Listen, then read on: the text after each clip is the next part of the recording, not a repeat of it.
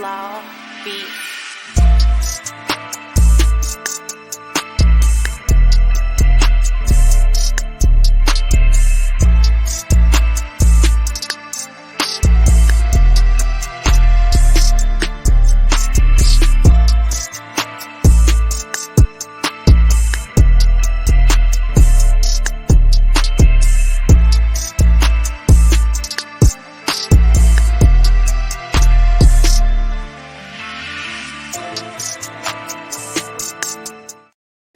Check my levels. Let me check my levels. How do I sound, my beautiful people?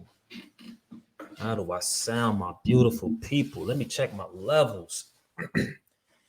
Let me check my levels. If you're in the comment section right now, please tune in. Let me know. You know, you guys are my sound check crew, man. You know, you guys are my sound check crew. I kind of like doing this in the beginning because it kind of like it warms me up. I like checking my levels with the with my pit members in the beginning, because what that does is it's like my crip line. It's like my warm-up line. You feel me? It's like my warm-up line. If you're in the building, I definitely appreciate you for tuning in every single Wednesday night. You could be anywhere in the world, but for some reason you find the way to make time to be in the pit, man. To be in the pit, man. I have a lovely show lined up for you guys today. I typically don't wait to the until the audience arrives. Until the audience arrives. I kind of like to go ahead and like start getting it going because it helps me with post-production. For those who don't know what post-production is, it's all the shit that you do all the shit that we do that you don't see. You know what I'm saying? Like, you know, with the editing and the slicing and the trimming and all that. So I like to kind of like get straight to it without hesitation. I know the last couple of weeks what we've been doing, we've kind of been testing the waters out, trying to feel what's real, for lack of a better word. And I think we've kind of been doing pretty good. As I adjust my camera real quick, trying to learn how to do both the audio and the visual thing dolo. But yeah, shout outs to everybody who's always tuned in to the Players Pit with D-Son, man. I definitely appreciate you guys. As you already know, we have the YouTube series that's about to come out very, very soon. Shout outs to my man Brandon BP Parker. Shout outs to Jonathan. He probably gonna hate the fact that I called him Jonathan, but shout outs to Jonathan Slim 3 Much Photography, 3M Slim. You know, he got 17 aliases nowadays, man. Shout outs to my man 76 Eats as well. And yeah, the YouTube series, guys, I think you guys are really, really gonna like it. As you guys know, the YouTube series is always it's rooted in real life issues that happens to be rooted in sports. And while we wait on the YouTube series, I just thought it was just dope for us to go ahead, or should I say dope for myself, to go ahead and just kind of do a stream / pod with it. As you can see today, it's looking kind of different. It's looking kind of different today. You know, I got actual headphones on. I'm a fake ass Joe Rogan today, y'all. I'm a fake ass Joe Rogan today. You know what I mean? So we trying to see. So, you know, we just testing some things out. And the reason you see that is because I'm actually going to start flipping the content into audio.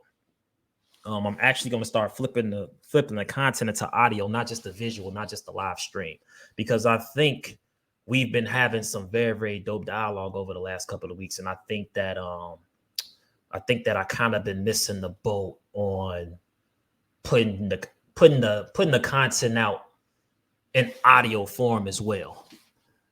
So I definitely want to shout out to a Facebook user, whoever you are with the smiley face. Definitely a fake ass, low budget African American Joe Rogan today, and hopefully moving forward as well. You know what I'm saying? But as I said, you know, I don't want to miss out on the quality audio. Last week we had a very, very dope show. If you was tuned in last week, we had a dope show on the criticism of the black athlete. I had my homies Mark, aka Dave, and Vino on, and we like, man, we really got after it on the criticism of the black athlete. And I'm upset actually. I'm upset actually because as I'm listening to the show, right, I'm getting mad excited. I'm like, yo, this is dope. This is gonna be like the first one that I put out audio wise, right? And then in the morning, I listen to it, and guess what? Dave sounds great. Vino sounds great. Your boy, D-Son, quote unquote, podcast extraordinaire with the quotations. He's distorted. Oh, God.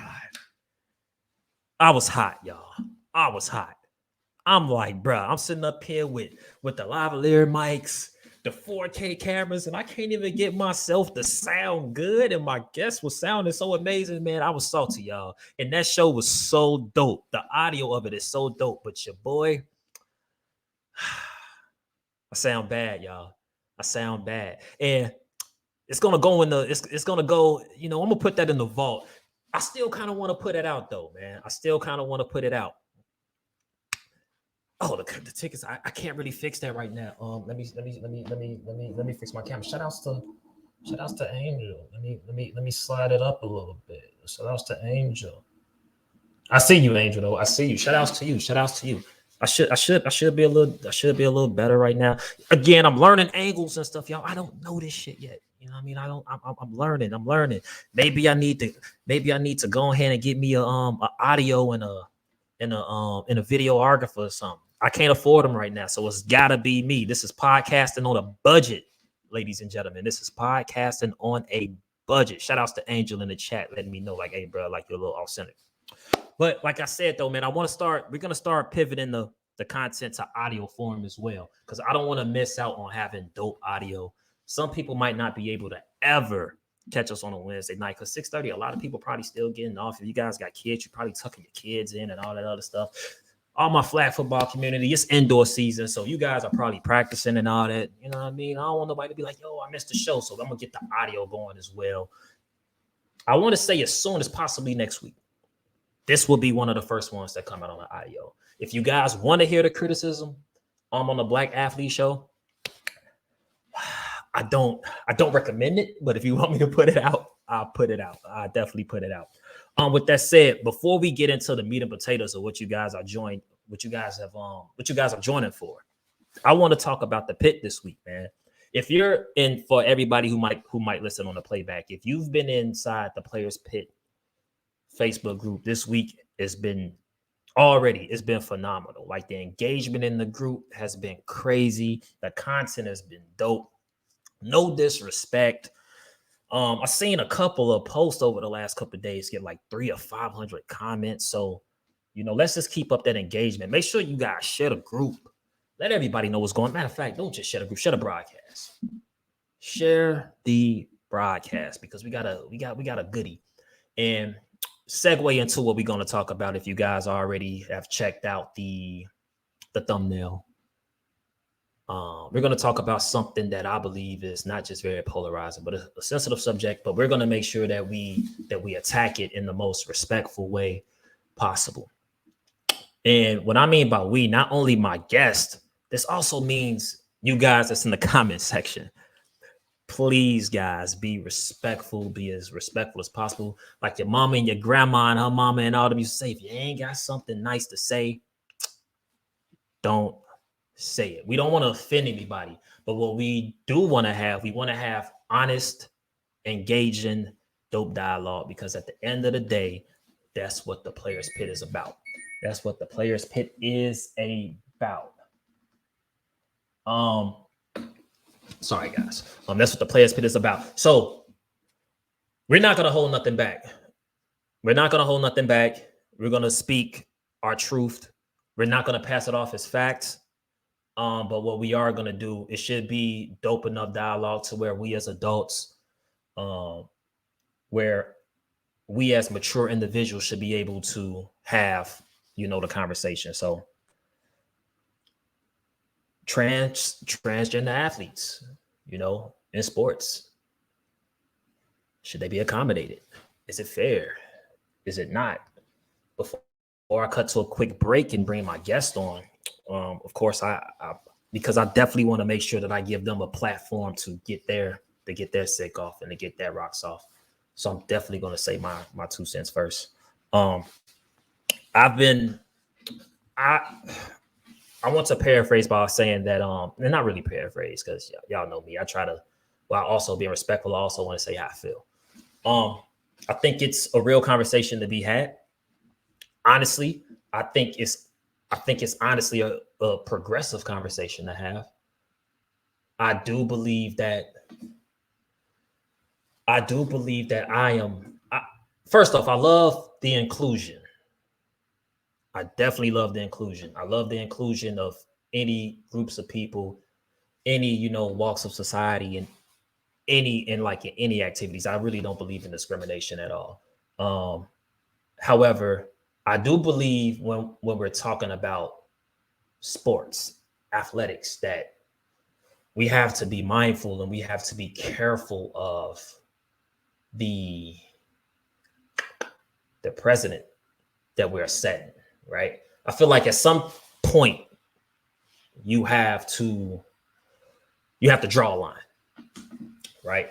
And what I mean by drawing a line, I mean by the participation of said sports. Now, I believe you should be able to do,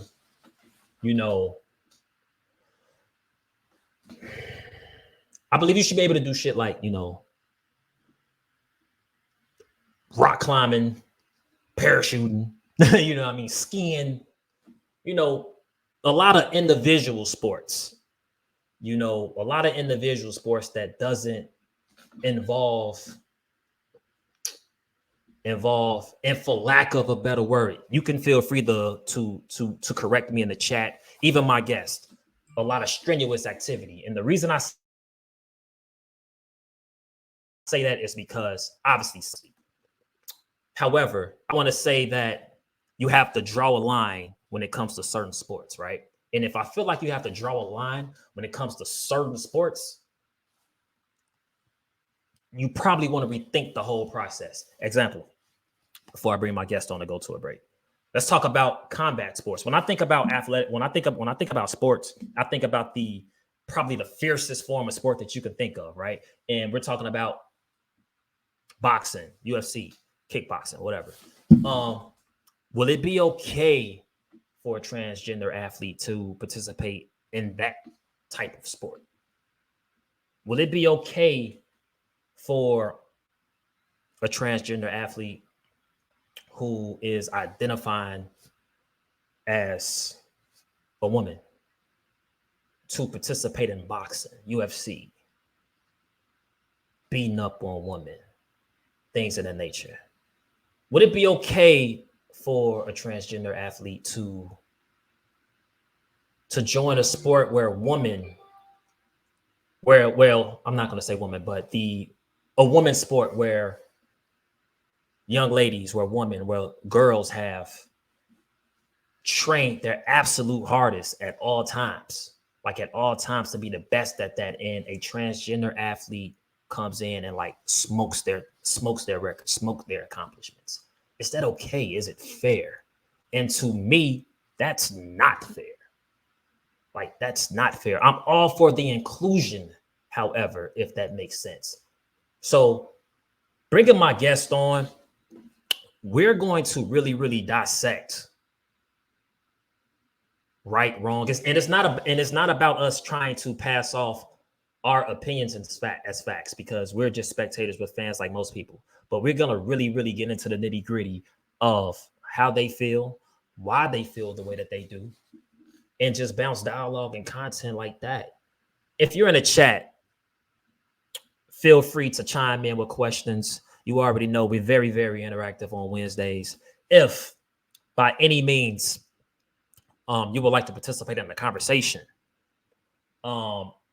ask your questions the way in the chat. I wanted to actually set up a way for you guys to call in, but I'm not that fancy just yet. So we're gonna take our time with that. We're gonna take our time with that. But I have 3 dope guests. We went up this week. Last week I had 2. This week we have 3. We all gonna chime in. And hopefully for those who are tuned in, hopefully, you get something from it, you get something out of it, you get different viewpoints. None of us want to be stuck in our ways on this, on this topic. None of us want to be stuck in our ways on this topic. Respect each other's viewpoints. If you're in the comments again, once again, I feel like I shouldn't have to say this, but at the same time, you kind of do. Let's keep it respectful in the comment section, please, guys. About 45 seconds, about 60 seconds. We're going to be right back, guys.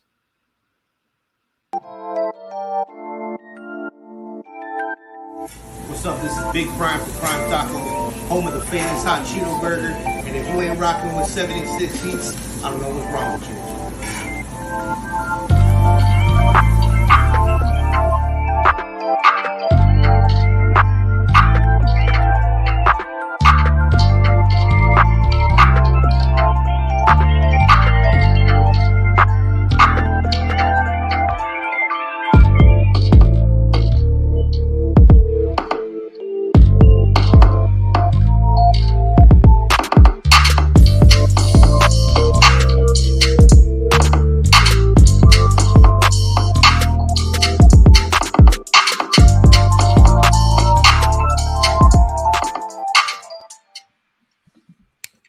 Yup. Is everybody here? Is everybody in the building?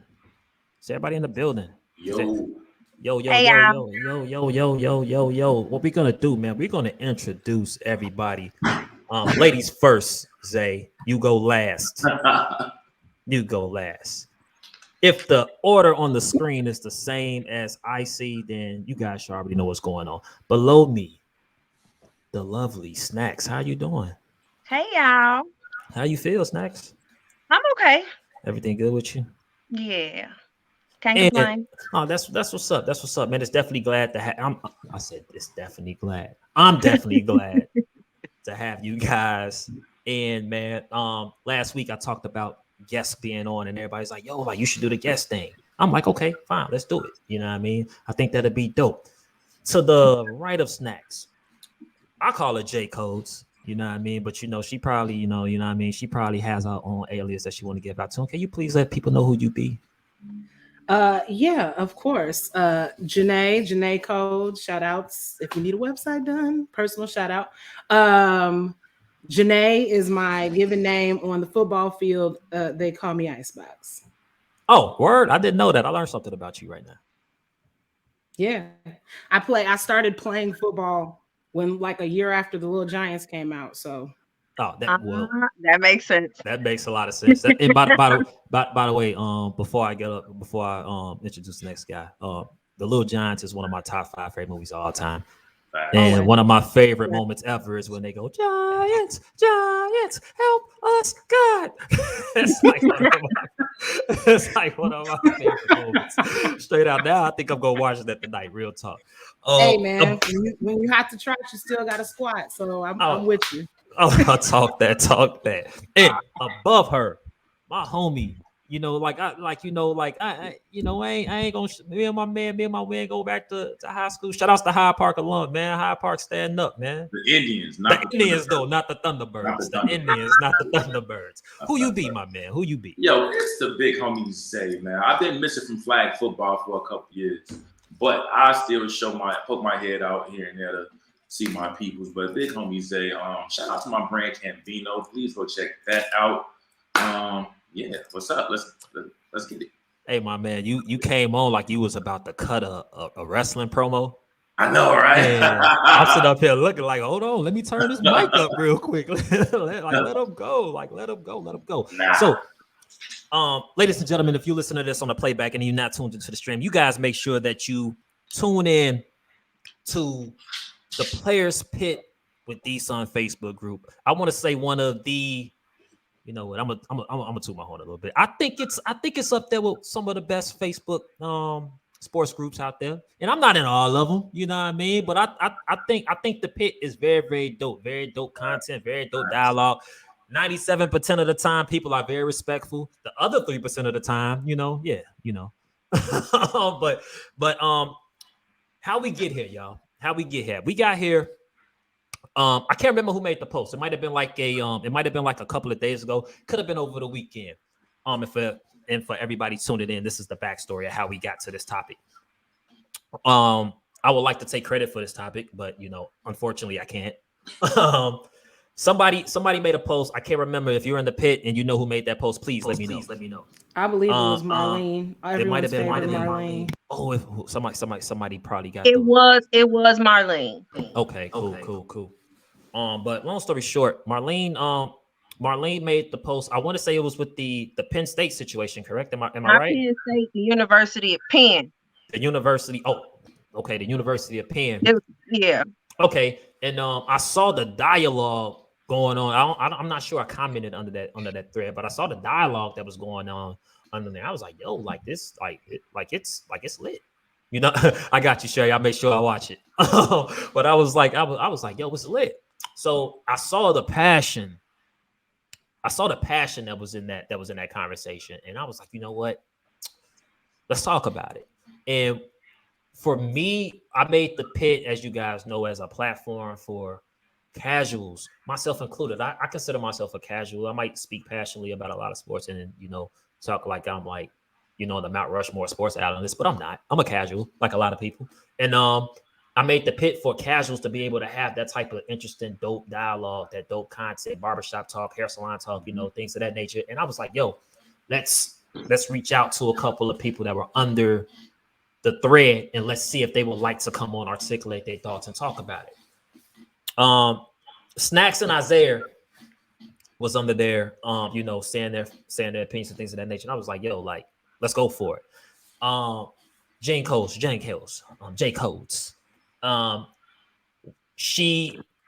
and her had spirited dialogue this morning, and I said, hey, let's add her. Forget it. Let's not do this on the thread. Let's add her, And here we are, transgender athletes in sports. Should they be accommodated? Is it fair? Is it not?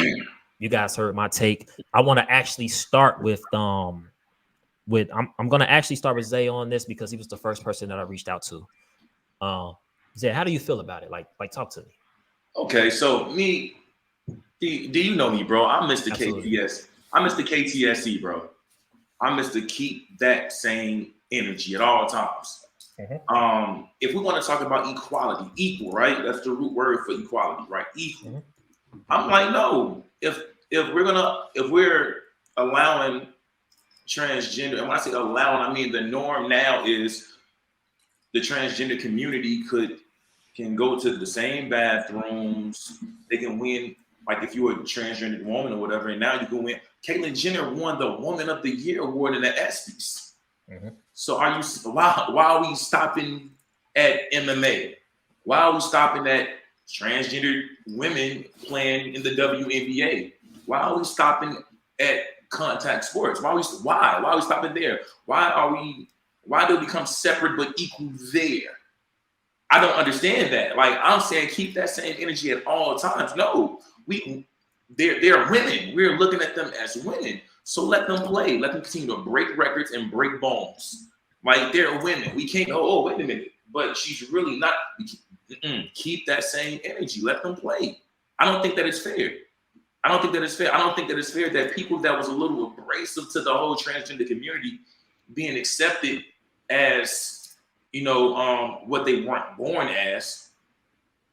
Like when it suits us. No, we're not playing them games because now it becomes convoluted. Now it becomes clouded. And now it's confusion. You know what I mean? No, let them run with women.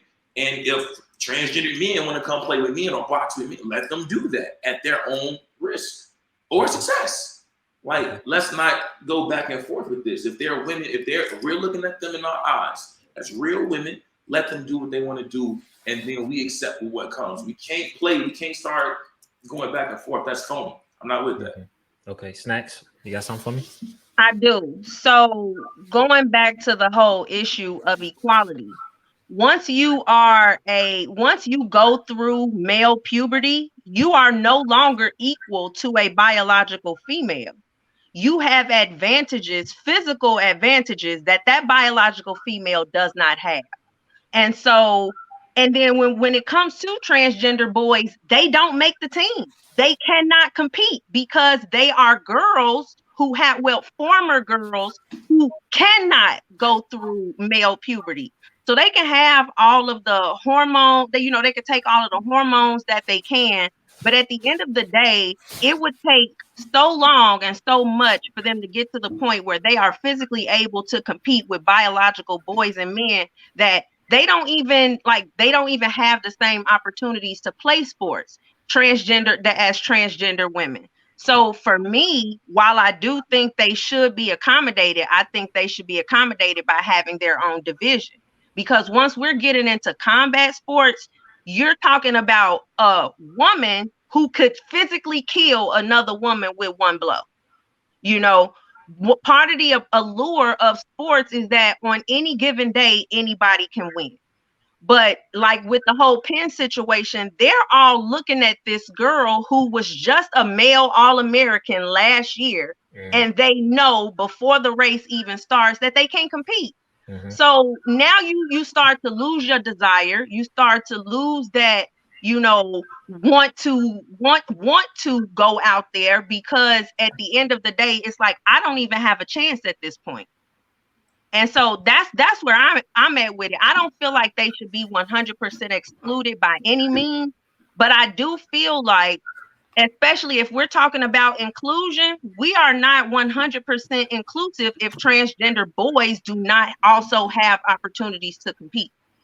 So by setting up their own division, now we're giving a whole group of people an opportunity to compete against each other, and we're not exposing, and just in terms of contact sports, we're not exposing biological women to dangers that they may not face by fighting another woman.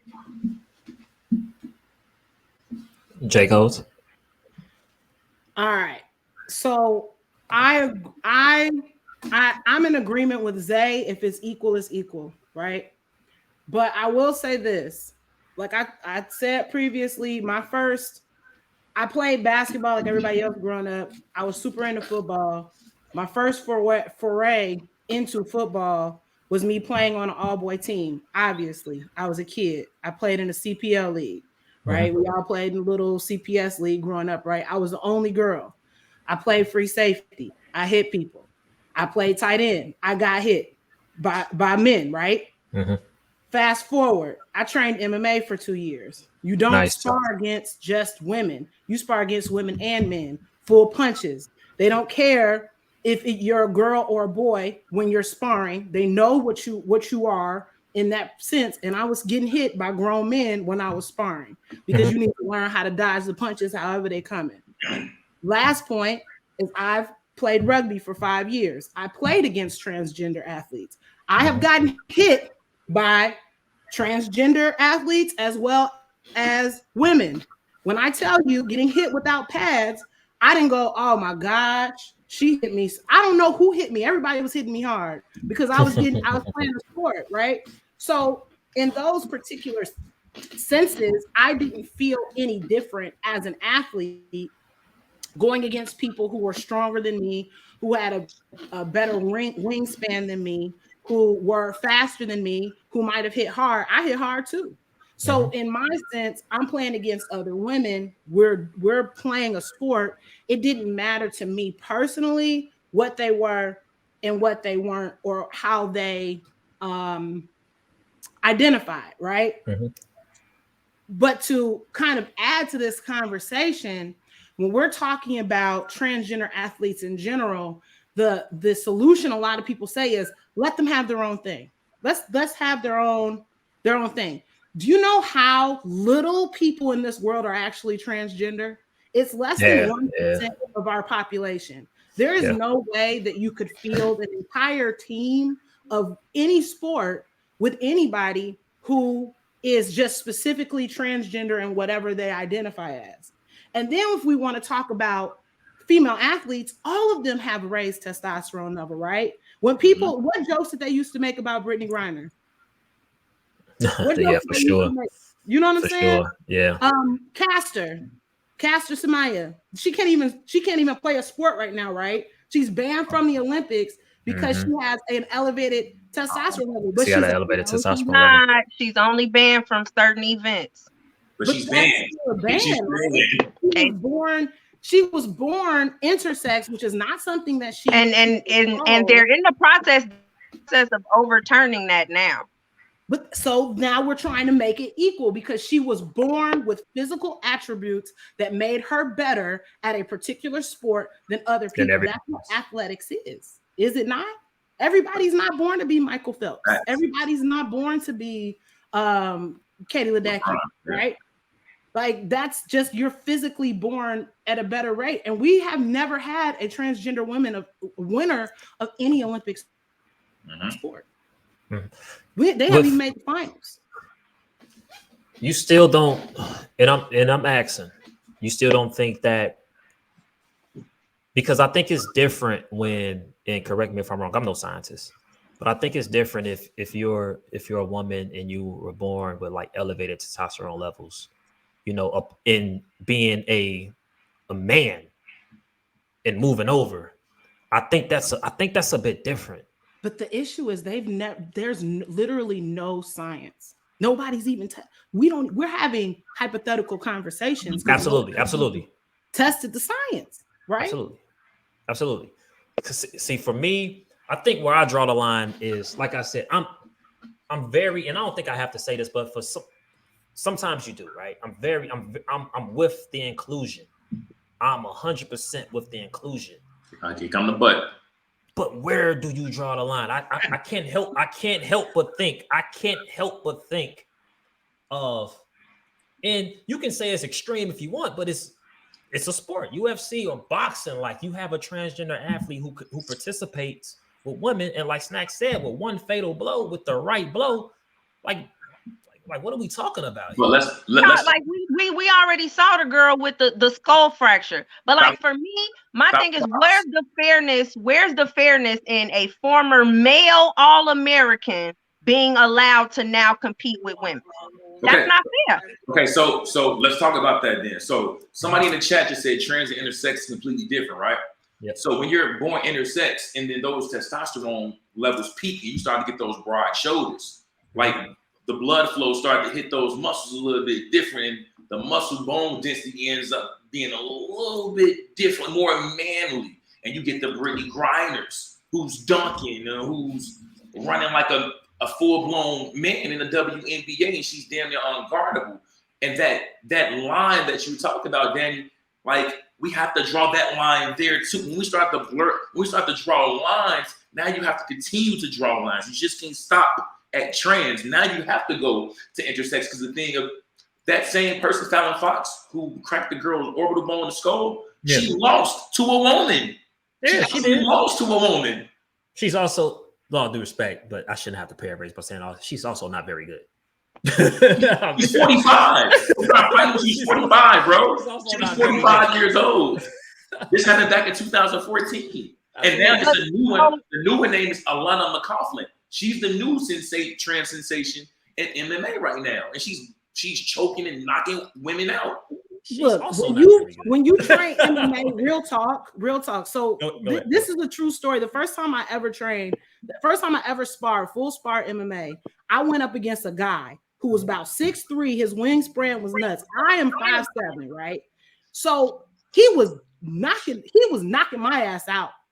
My nose, you get hit in the nose, your eyes start watering. I was getting fucked up, and I knew I was better at grappling than him, so I had to change how I went about trying to beat him, and I tapped him out.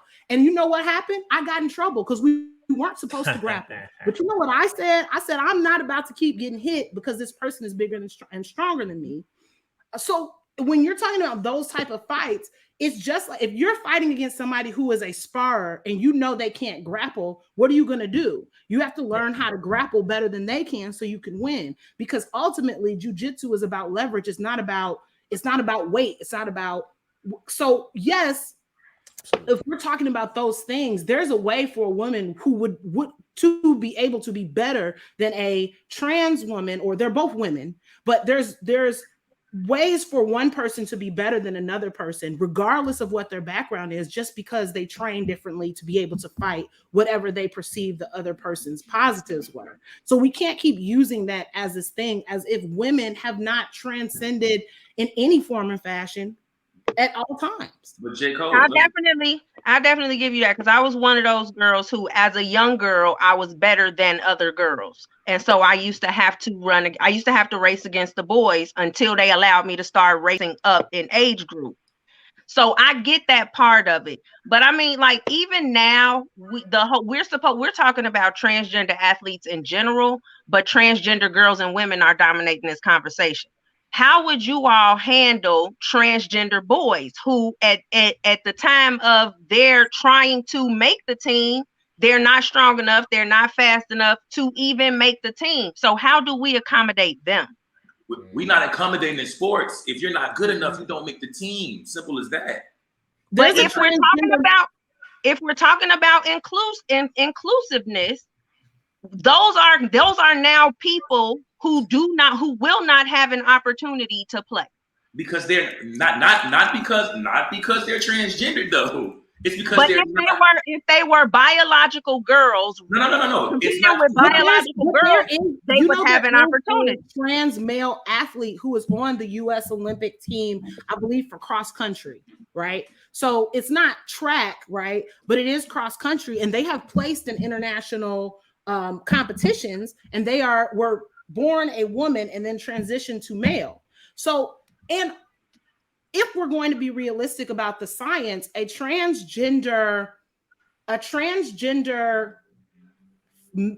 person, somebody who's born female and transitioned to male, would have a better scientific advantage, because they would have a higher testosterone threshold than a regular man would, if we're saying that testosterone is the reason why we're saying that one group of people is better than another group of people. Again, we don't have any science. This is all us, right?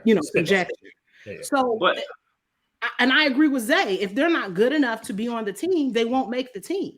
If they're good enough to be on the team, then they should be able to make the team, right? And let's not get it twisted. There are women on collegiate teams, like right now. Like there are women on collegiate teams that are kickers. You know what I mean? Like it's happening. So here's my thing. Let's go back. My thing is, I don't like that society. I don't like the society. Wait, Zay, what did you say? I have to say. I said kickers are not taking contact. The day I see a girl on a position, playing a position on a collegiate team, that's when I feel like there has been some sort of transcendence.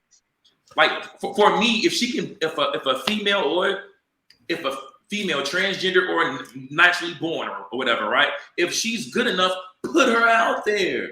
Go ahead. Why not? This is the day and age that we are inclusion, right? Or nothing is off limits, right? I just don't like that society. I'm looking at the chat, right? Picking and choosing. They picking and choosing. Like, oh, now she's not a woman now because she want to fight now, right? No, we're not doing that. No. You know what's interesting to me? I don't think all sports are equal. I really don't. So like when you take the start line, even if you know you are in a race with, and I've been in this position, you know you in a race with the number one girl in the country in that event. Mm-hmm. If she has a bad race, you can beat her. But there are some transgender girls, even if they have a bad race, you're not beating them. It's not happening. You know what's interesting about this entire conversation, and I didn't think about it until like today, is that how us as society, can we agree that society is kind of progressing when it comes to like the inclusion of different individuals? 100%. But in sports, when we're talking about this, it seems like with that progression, it's now becoming a hindrance to another group of people, which happens to be women. And to me, that's very interesting, because while we are accommodating transgender athletes to be able to cross over into women's sports, we're now, and I don't want to say demeaning, but we're now kind of pushing off, for lack of a better word, diminishing women's sports and the rights they fought for. You know, like, and to me, it's an interesting debate because you have women who, for the better part, I think we can say now, while we have progressed with women's sports, that it's still a long way to go, right? You know, like it's still a long way to go. As far as what? I'm just saying in general, like, you know, pay for one. Yeah, but look what you're doing. So that's unfair because I think if we allow transgender to play, that's gonna be a cash cow. It's gonna be a cash cow. People want to see people. Oh, yo, she's playing in the NBA or she's playing in the WNBA or whatever. People at the expense of who though? Like when a transgender woman.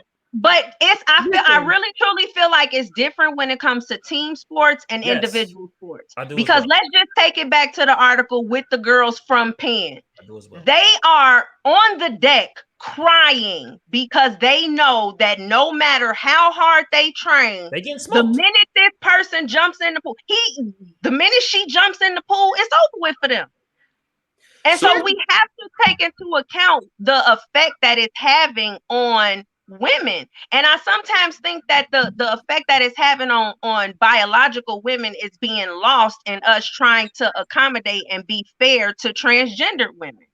See, that's what I don't. That's what I don't like. Like, are they women? Hold on, Zay, because I think that's a great point, and I think that's kind of dope dialogue right now for the two women to kind of, you know what I mean, bounce off each other. Jay, you got something to say to that? What I was gonna say is, number one, I come from like a fact. Like, if you've ever talked to me in the pit, I'll come from a factual standpoint. Yeah, like that's my thing, right? So I also look at what the source is. So I told Marlene I wasn't gonna research it, but I researched it. And I could not find a source for this other than outlets like Fox News. So I couldn't find another source that said that all these girls were that distraught over it for me to be able to say that. Now, do I think that some women have an issue with this? Yes, right? Not saying that they don't have an issue with it. But as I said previously, there were some women who had an issue with Black women competing against them because they were better at a particular sport, right? And to this day, whenever I see somebody, and this I say it, it's racist on me. When I see somebody when it's track and it's that one white girl, I'm like, she getting smoked. I don't even know why. I know she made it out of whatever she doing, but she about to get smoked because these Jamaicans about to run this track down, and she about to get smoked. Now, I don't know if that's where this entire thing is going because there's no precedent for that. But there's always people who are going to be resistant to change, and then the change is going to happen. It's not the change has never not happened, right? Like we've never once it's fought for, and once people like yell about it and protest and do all that stuff, eventually that change is going to happen. So it's like either we want to learn how to adapt now, or we're going to just be arguing about it until maybe something happens. We don't know, right? So I guess that's what my whole issue with this is I don't know if I necessarily see it as a problem, quote unquote, a problem, because like I said, it's such a small subset of individuals. Like how many track stars right now are we talking about that are transgender, that are breaking whatever records are being broken?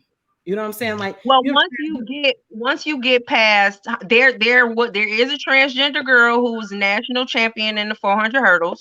There were several transgender girls who were state champions and were being the other girls on the team and in the state were filing a lawsuit because they didn't feel like it was fair that, you know, at one point they saw these girls competing as boys. And now they're running against them as girls. So and then once you get to the NCAA, there's a testosterone threshold, unfortunately. Hold on, Snacks. Is this kind of answering the question that's on the screen that somebody put in the Twitch? when you was talking about the testing standpoint? Is that something totally different? I'm not sure if you can Well, see no, it. it is because Okay. he was saying that they have to take hormones, for a long time. But it depends. If you're taking testosterone and you're getting your testosterone in line with competitive guidelines, then you can compete.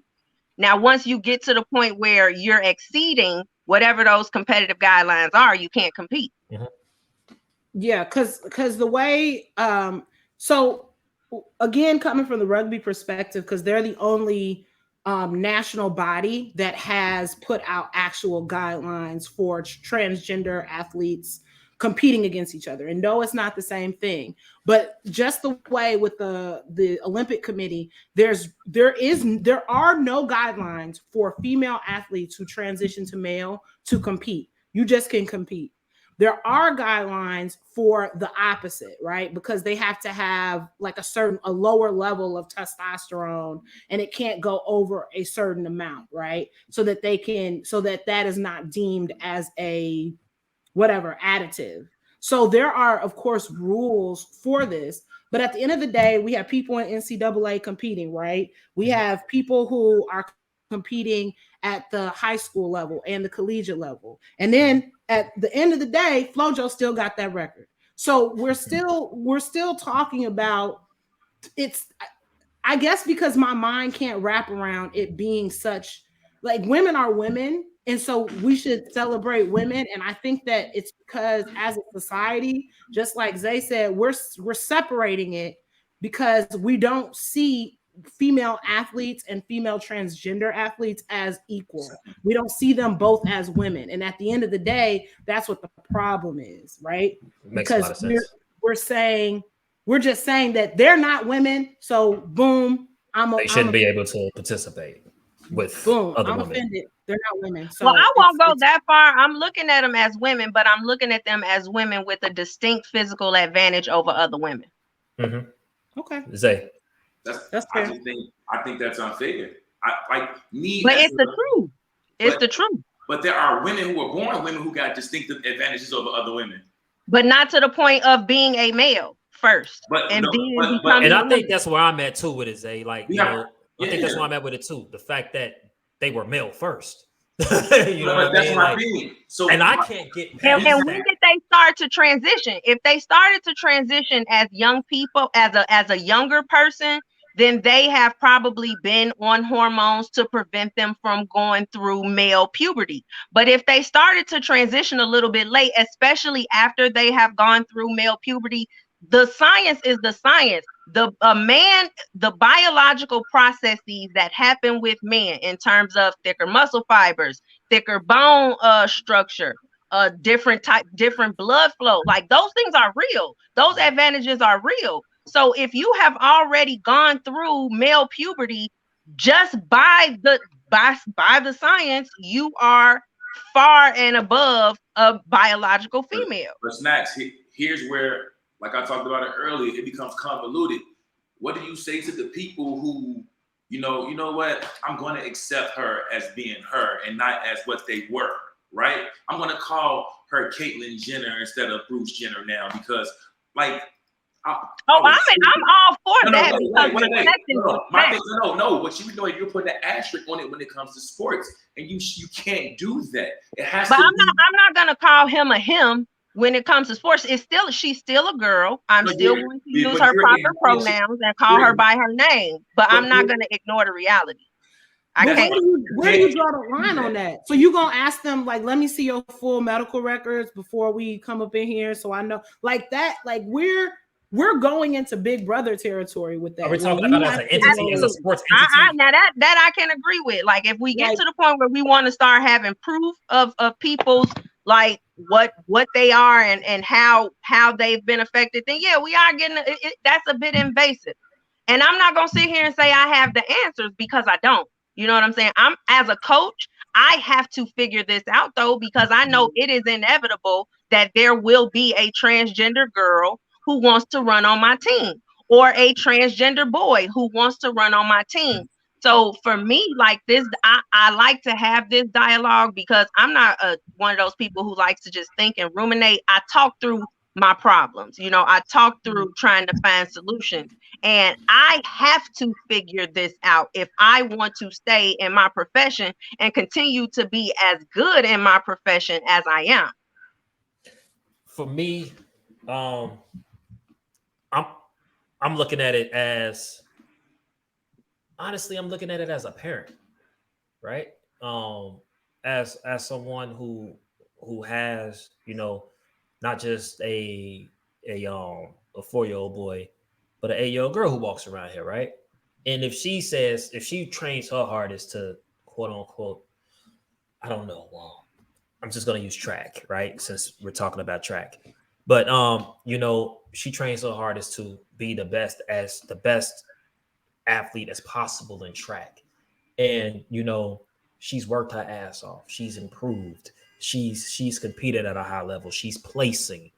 You know, she wins a couple of medals. You know what I mean, and things of that nature. And then a transgender athlete comes into track and completely obliterates her. You know what I mean? Like completely obliterates her. For me, and it could be the parent in me, but for me, I can't wrap around my head how that's fair to not just her, but to other girls. Okay, my question is, why You is know, that? like, But D-Son, why would that loss be any different than any other loss? If she did all of that stuff, she trained, she got medals, she did all that stuff, and somebody from Jamaica just came and smoked her and took all that away. Why would those losses be different? Because I feel like to be 100% honest, to be 100%, I'm sorry, Snacks. To be 100% honest, for the sake of me just wanting to keep it real and this being the pit, it's because that athlete at first was a male. Like, and for me, when I talk to people about it, that the assumption is that transgender girl does not have to work as hard to be as good as the biological girl does. I'm not saying that's my opinion, but that's what I hear when I ask the question to other people. Yeah, that girl still got to train. She still got to have a coach. She still got to do all that stuff. So they're doing the exact same work. All of that stuff, that literally this conversation, and again, of course, like in the comments, it said that intersex is different than transgender. We're not saying it isn't, but this is literally the only science that we have on this on an international level is casters, right? That's the only science that we have because that's what has been put out into the world. And it's like a whole team full of Kenyans right now, Kenyan women who cannot compete because they of physical attributes that they have that are better than everybody else and nobody else can win. So then a whole bunch of people complain. That science has been debunked. So now all of those girls are eligible. Yes, all of those girls are eligible to compete now.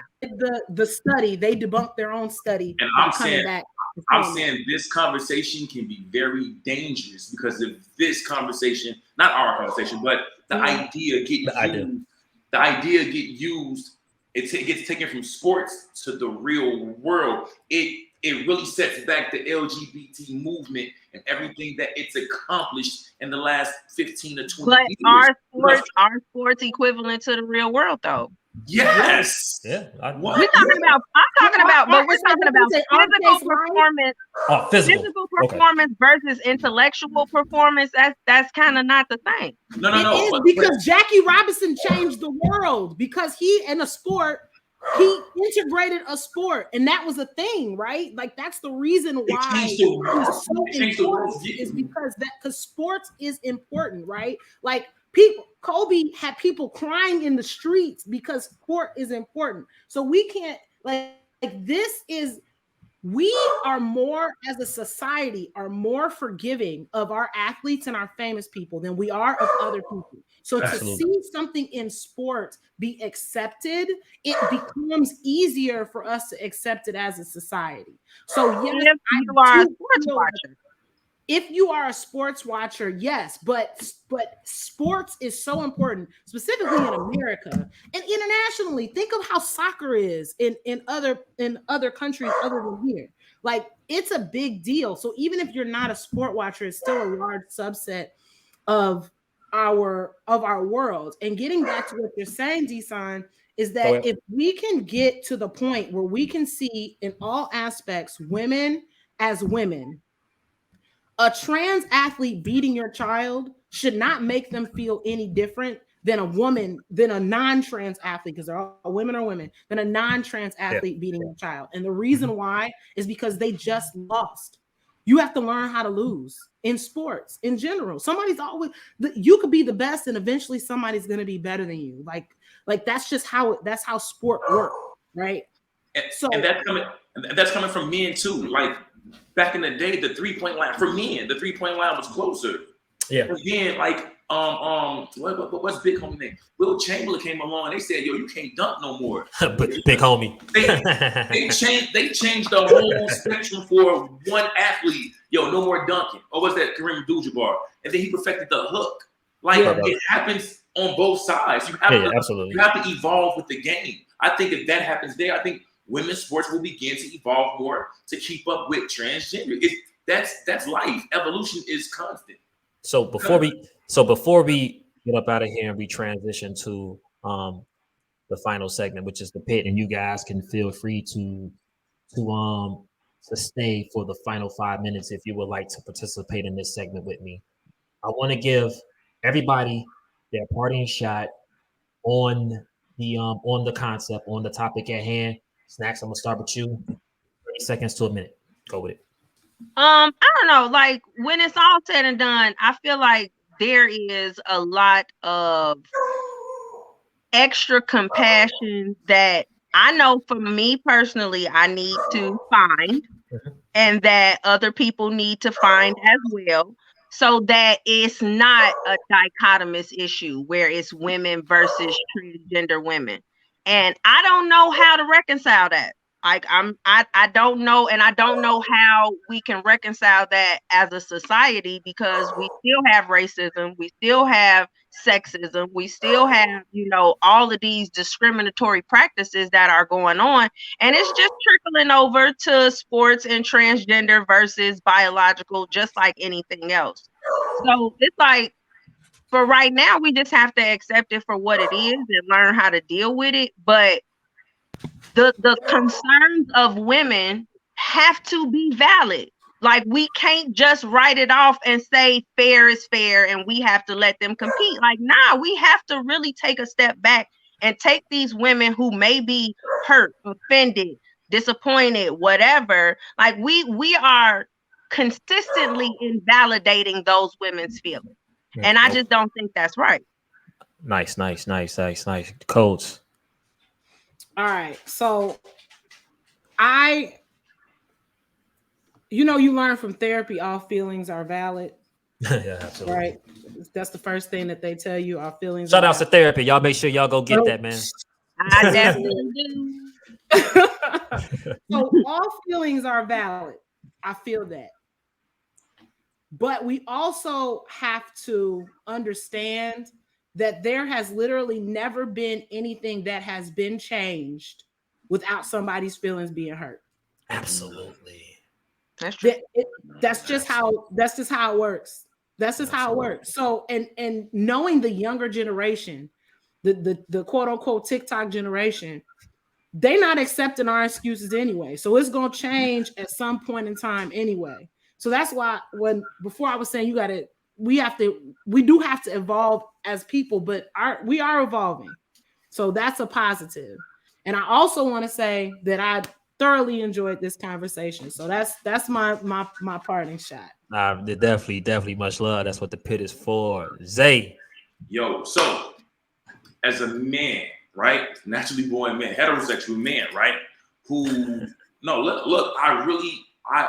in the beginning, I really was very hesitant to the transgender community in general, right?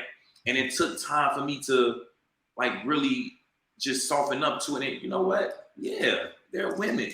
And now that I'm finally here, it comes back to sports. Like, nah, she wasn't really a woman.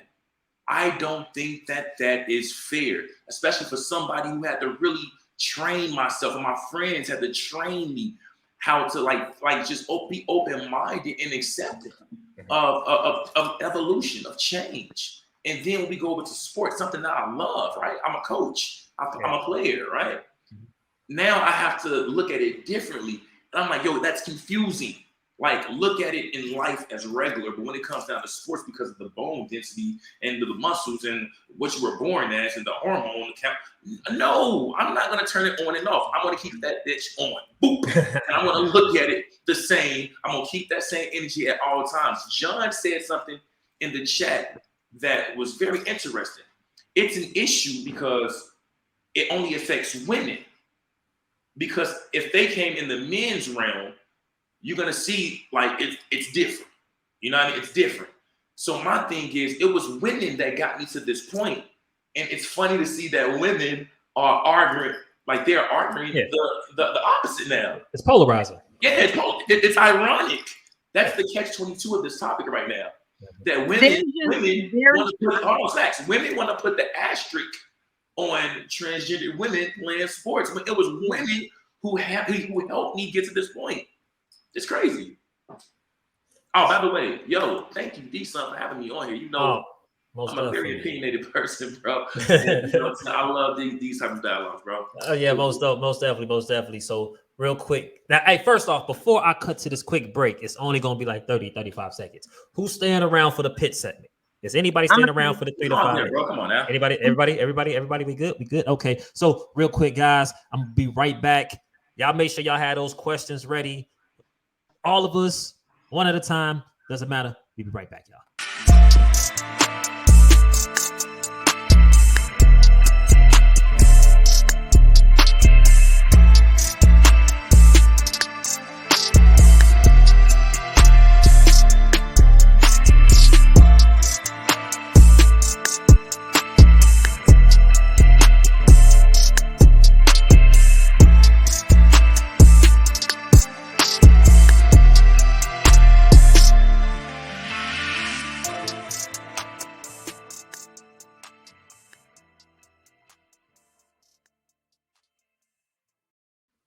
Welcome back, ladies and gentlemen, man. Shout out to the Players Pit anthem, the Players Pit commercial for the YouTube series, powered by Nike. No, I'm just playing. Speak that in. That's manifestation right there. It's manifestation, but I don't even want to say their name until they be like, yo, man, like, we gonna talk. No free promo, man. No free promo. That's what I'm talking about. Man. No free promo, man. But shout outs to Law Beats Extraordinaire on the beat for the trailer. Guys, if you can believe it or not, I actually edited my own trailer. That's the very first video I've ever edited. Shout out to the free Open Software Shotcut, because without you and YouTube, it wouldn't be possible. So as we wrap this show up, my guys, my ladies, everybody that's tuned in, we do this segment called The Pit, where you get to put everybody that's in the stream, everybody that was a part of the interview, myself included, inside of the pit with any sports related question that you have. We have to answer it 100% because it's the pit. You know what I mean? And let's get after it. If you don't have questions, that's fine, because I got a couple for my guests here right now, just in case I have to carry the segment, because sometimes y'all be like, I ain't got no questions today, you know what I'm saying? And they somebody asked my question last week, and you know what I mean? I ain't on that. I ain't on that. I ain't on that, Chief. I'm not on that. So, Snacks. Yeah. My question is for you. I directed this towards Dave last week because I know Dave follows track very highly. Right now, granted, we were talking about Jamaicans in particular because, you know, he's a Rastaman. But for you, when we talk about track as a sport, do you think now, because I'm not sure coming up, track was as popular as it is today? I think it's pretty popular today. Am I wrong or right in that assumption? But do you think that track as a sport is starting to grow in popularity in the sporting world? No. Go for it. So I'll just take it back to the Sha'Carri Richardson thing. Mm-hmm. People were interested in Sha'Carri Richardson. They were not interested in track. And the moment it became apparent that Sha'Carri Richardson would not be running, there went all of those track fans. Yeah. Mm-hmm. You know, if we talking about growth, we have to talk about finances.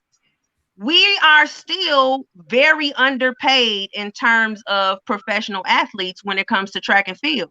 You still have professional athletes who have to cover a lot of their own expenses.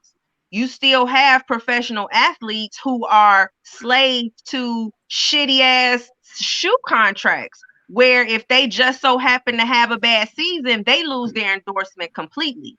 You know what I'm saying? If the sport were at, oh, and then let's talk about TV.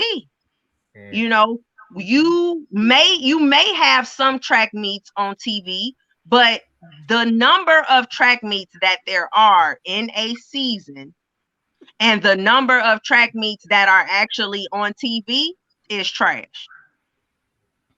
Okay, So I feel like the popular. I feel like there are more sports fans, like diehard sports fans, who may be paying attention, but track is still not bringing in the casual sports fan, and that's a problem. what do you think needs to happen? Like, what do you think needs to happen for that tide to turn as far as like the sport bringing in the casual Well, sports? I blame USA Track and Field. I blame USA Track and Field completely because USA Track and Field does not promote their athletes all year round.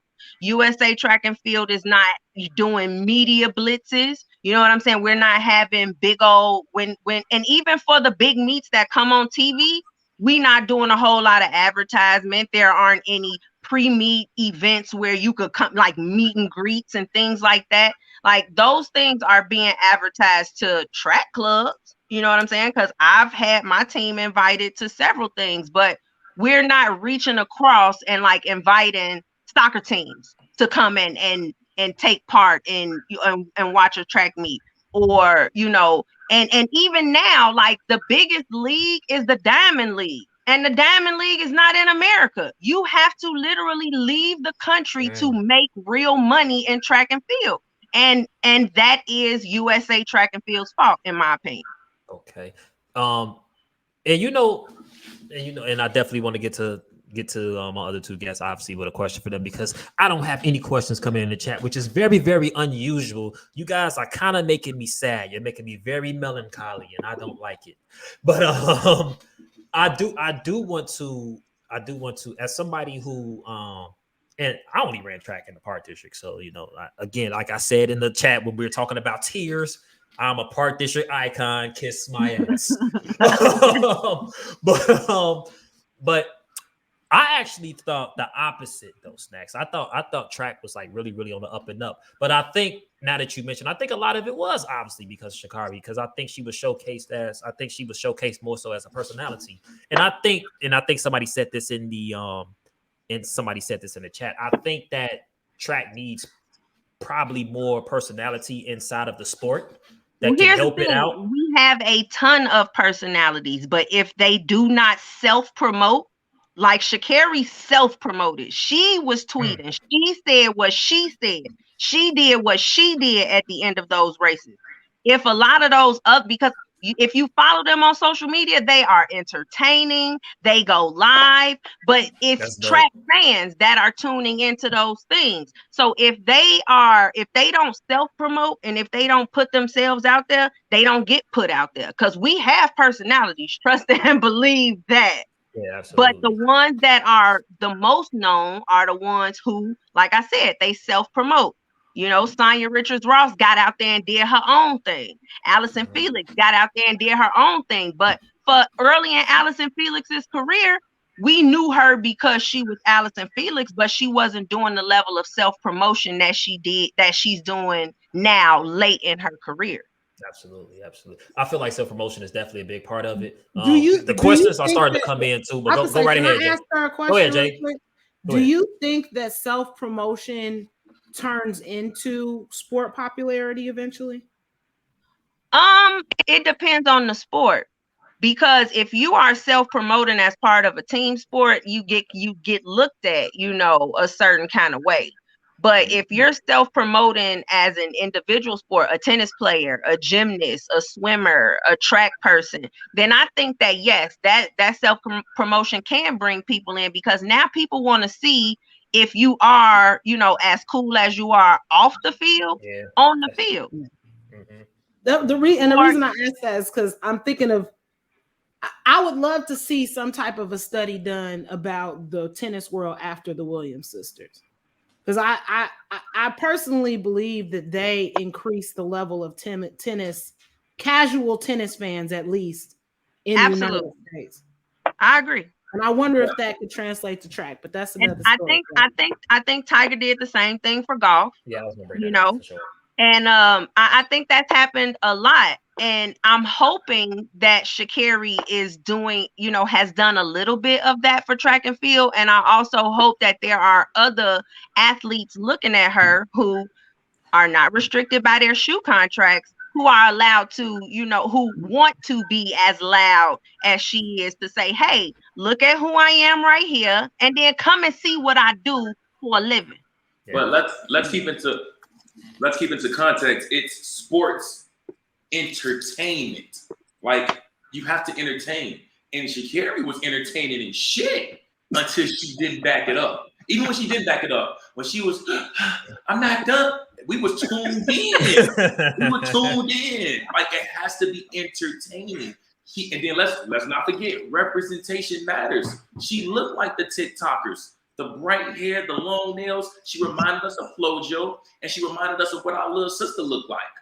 She's not the only one in the track. Like, Queen Harrison did it first. Queen Harrison has her own, like, she was running in her own designed track clothing, and what she was running in looked nothing like what everybody else was running in. The difference is Queen Harrison was one of the best hurdlers in the country.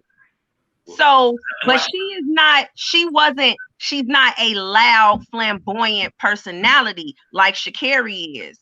So we also have to look at the fact that, some of these people, if you are not a loud, flamboyant personality who is going to self-promote, then you need somebody behind you. You need an organization behind you to push you forward. I mean, not organization. LeVar Ball. Hey, hold on. Hey, that's the parents, because what we're talking about is a comment. So you talk about LeVar, you want to talk about Richard, we want to talk about you want to talk about Tiger Woods, very quiet. Technically very quiet, and his daddy put him up there. So yeah. I think hold on. This is why I like this segment. But once you go pro, you're not going a lot. Like Tiger went pro, wasn't he young? You know what I'm saying? When the Williams sisters started playing, they were young. When you go pro in track and field, you grown. Like you're not seeing 14-year-old professional track and field runners. So we can't say just for track that it has to be on the parents. It has to be on that person, because you're an adult at that point. See, this is why I like this segment, because it's always a question that ends up sparking more content that ends up going longer than it's supposed to, because the questions started coming in. So I want to move on to the questions. Snacks, already know like how passionate you are about track though. So I want to take credit for gaslighting you real quick, and get you involved. She did come out swinging. Yeah, she came out real hard, and I appreciate it. I love Snacks for it. How you guys feel about the Jackson State top commit? I'm not sure if you guys seen today, but Jackson State, Deion Sanders, he brought in the #1 overall recruit in out of the high school ranks. I think that's huge for HBCUs, man. It's gonna grow. I think it's huge. I think HBCUs, honestly, where's Max? I think it's going to. I think it's a good launching point. Now, will it move the needle for all HBCUs? Probably not. Wait. Before you say that, that was what we said about Deion getting hired, right? Will that move the needle for all of them? And then who got hired next? Eddie George. Then who just got hired? Hugh Jackson. They got Hugh Jackson. Yeah, right. I mean, that's true. I mean, it is a bit of monkey see, monkey do. Let's bring in this former popular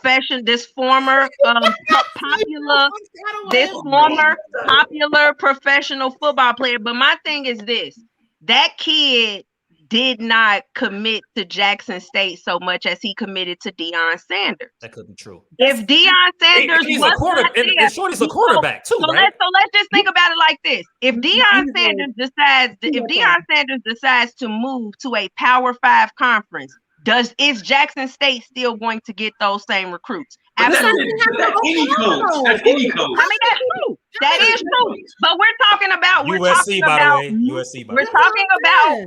We're talking about moving the needle for all HBCUs, and I just don't think this does that. But that takes time. That's not going to happen overnight. It's just like that's literally that has always happened in the history of college football. But look at how many top athletes compete to an HBCU. I like we're seeing it now with it, and I didn't know that this was happening, on to more than one person. You get injured at your HBCU, and though they do not have the means to treat your injury, and so now you're Chris James was talking about that. That's what happened earlier in the week. That's what happened with Master But it happened to I read in the pit that it happened with another athlete, that he was at an HBCU, he got hurt, and they could not treat him, so he left to go to a better school. It wasn't a Power 5 school, but it was a Division I school with better facilities. So I think before we start to talk about personalities bringing people to HBCUs, we need to start pouring money into these HBCUs. How do you get money? That just happened though. Again, Deion Sanders. There was a coach across the way who did not have the athletic trainers, so Deion Sanders sent his over there so that they could have athletic trainers. Because you're having people like Deion who say, "I'm fully committed, not just here, but to the HBCU system." So I feel that number one, the pit or us or whatever is reactionary. Like, we don't have no type of patience for stuff to happen. There's no way that this is going to change overnight. However, that doesn't mean it can't. Oh no, I think it can. I certainly think it can. Can we please talk about the fact that it's like a chicken and the egg, like we've seen? So first of all, you got Biden cutting funding for HBCUs, period, right? And then HBCUs are already underfunded. Let's not even talk about their sports program, right? How do we get a sports program going without top tier 5-star recruit talent? This is how you do it. You bring in flamboyant Hall of Fame players / coaches to come in and build a program up, and you get Jackson State with Deion Sanders that got the #1 podcast in the world, $1 million worth of game stars coming on the sidelines. You get other athletes coming into the locker room, and that's going to build your program, and it's going to do what we've been talking about the whole night, bring a spotlight onto that college, and now you get the #2 recruit.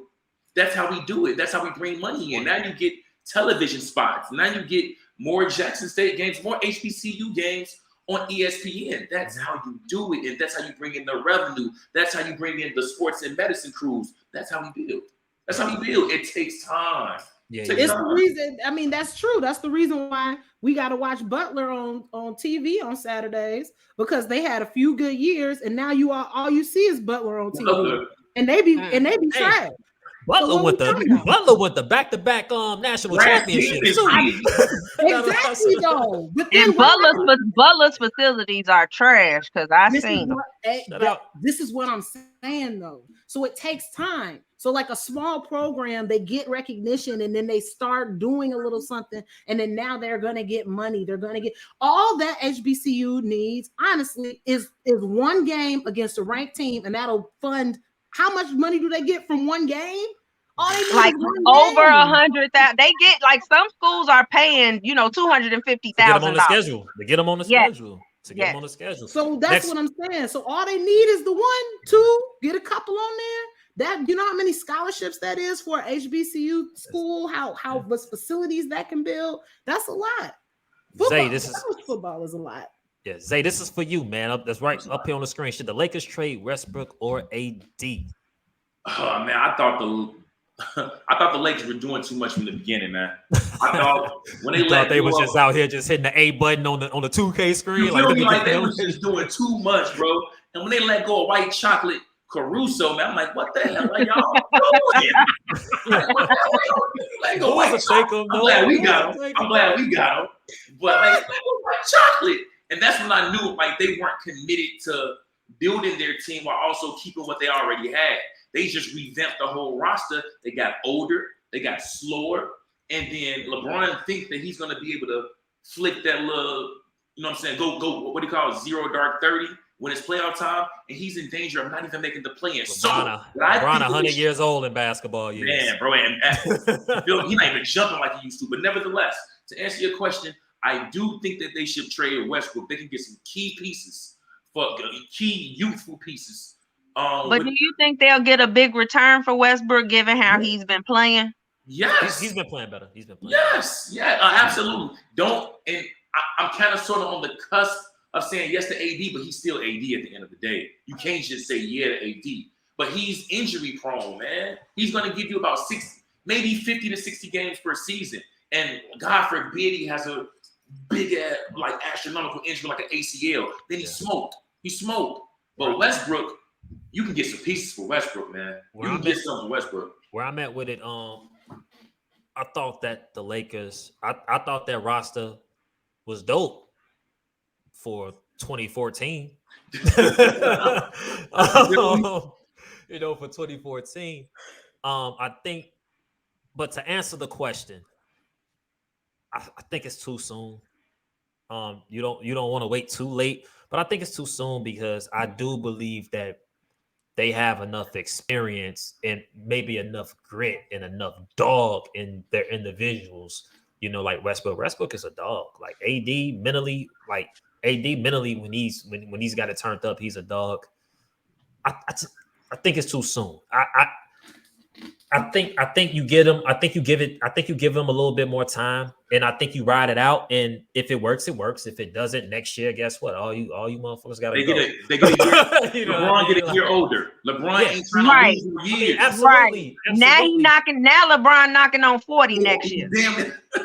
Yeah, like absolutely. I definitely agree. I don't think they'll get a crazy. I don't think they'll get a dope enough return for Westbrook, and because of that, I think you kind of marry to him. I think you'll get a better return for AD for obvious reasons, but I think even now, AD's perception is kind of like dwindling.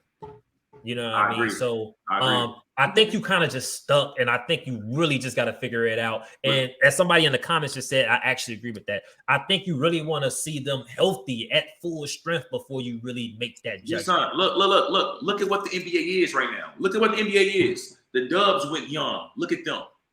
The Phoenix Suns went young. Look at them.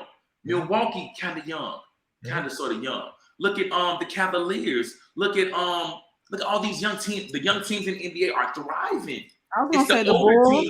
It's the older teams that's going to the back of the bus now, bro. Yeah, and you also gotta look at and I definitely, because I don't want to spill over into what she said, as you guys can see at the bottom of the ticker. Right.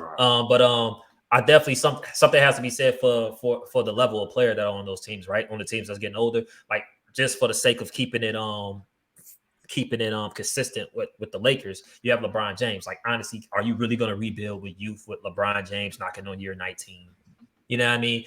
Brooklyn, you got KD, James Harden also getting a little older while still in their prime, but also getting older. Are you really going to rebuild with a youth movement with those guys? Chris Paul is kind of different because Chris Paul is a unicorn, and he's a different type of player. About building on LeBron, though, most teams, as a player gets older, he usually is willing to take a back seat to younger players. LeBron doesn't have that mentality as a player to take a back seat.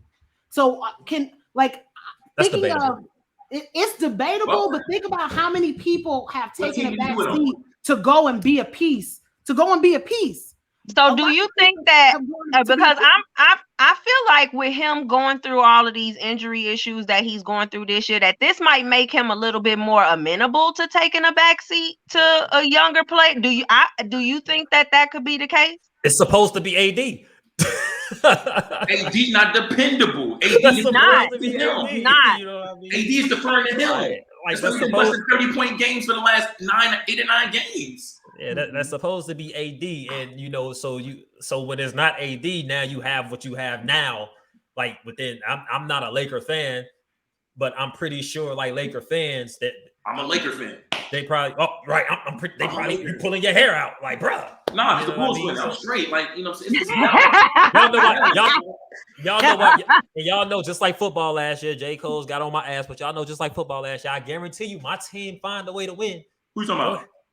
Whoever ends up winning. You don't have a football team, D-Son. Don't say my football team finds a way to win. Who is your football team, D-Son? Yeah. Whoever I choose to win in the Whoever not the Bears. Whoever is not the Bears right now. Daniel, who's your football team? My football team finds a way to win because you ain't got no loyalties. He got 31. He got 31 football teams right now, and one of them ain't the Bears. Y'all cannot tell me where my allegiance should lay. That's not how the game is played. I should be able to choose who I like at the time. No, that's not how it works. But then you can't claim it as your team. That ain't your team. That's not your team. That's a team. I predicted the Bucks. The team I'm cheering for at the time. That's how you have to phrase that. That's how you have to phrase it. I'm gonna always be right when it comes to that.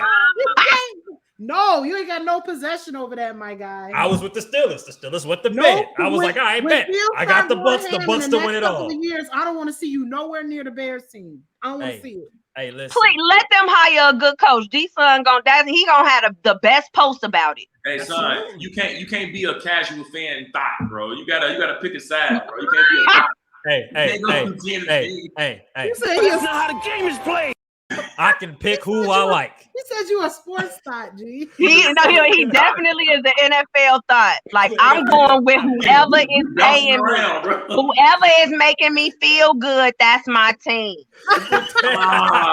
Bro, you promiscuous ass fan, bro. Like right now, right now I'm kind of just gauging the scene. I'm at the bar right now.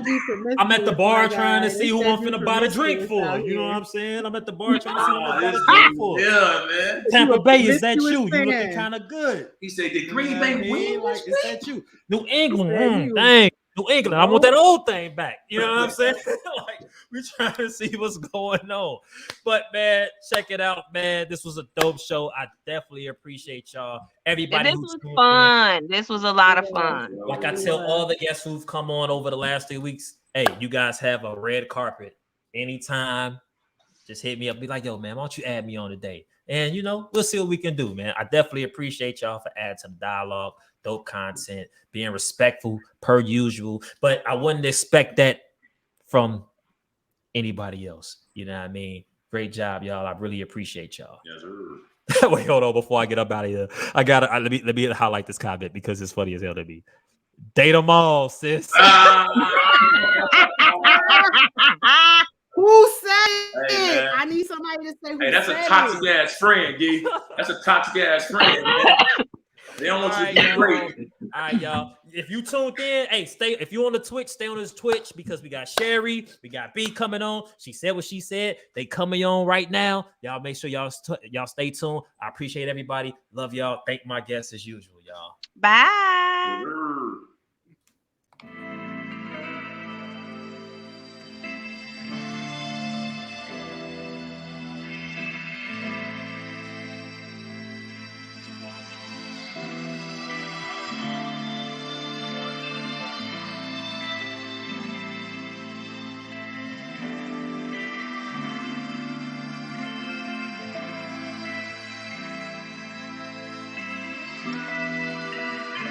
Law Beats.